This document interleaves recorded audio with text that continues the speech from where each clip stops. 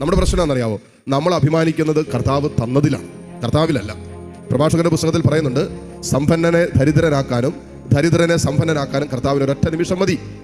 അപ്പോൾ കർത്താവ് തന്നതിൽ നമ്മൾ അഭിമാനിക്കാൻ തുടങ്ങിയാൽ, കർത്താവിനെ മറന്നിട്ട് കർത്താവ് തന്നതിൽ അഭിമാനിക്കാൻ തുടങ്ങും. ചിലരൊക്കെ അങ്ങനെയാണ്. ഉള്ള സമ്പത്തിൽ അഭിമാനിക്കുന്നവരുണ്ട്, കഴിവിൽ അഭിമാനിക്കുന്നവരുണ്ട്, ആരോഗ്യത്തിൽ സൗന്ദര്യത്തിൽ പോലും അഭിമാനിക്കുന്നവരുണ്ട്. പൗലോസ് പറയുന്നത്, നിങ്ങൾ കർത്താവിൽ സന്തോഷിക്കുക.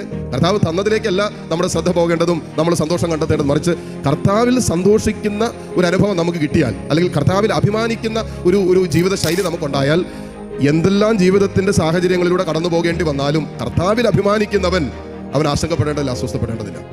ദൈവം നമ്മളിൽ നിക്ഷേപിച്ചതെല്ലാം നല്ലതാണ്. കാരണം പരിശുദ്ധാത്മാവിനെ നമുക്ക് തന്നപ്പോൾ പരിശുദ്ധാത്മാവിന്റെ ഫലങ്ങൾ കൊണ്ട് ദൈവം നമ്മെ നിറച്ചിരിക്കുക. ഇതിൽ നമ്മൾ അധ്വാനിക്കണം, വളർത്തിയെടുക്കണം. ആത്മാവിന്റെ ഫലങ്ങൾ നമ്മളിലൂടെ വളരാനും അങ്ങനെ ദൈവരാജ്യത്തിന്റെ അവകാശികളായി ജീവിക്കാനുള്ള വിളിയാണ് കർത്താവ് നമുക്ക് തരിക.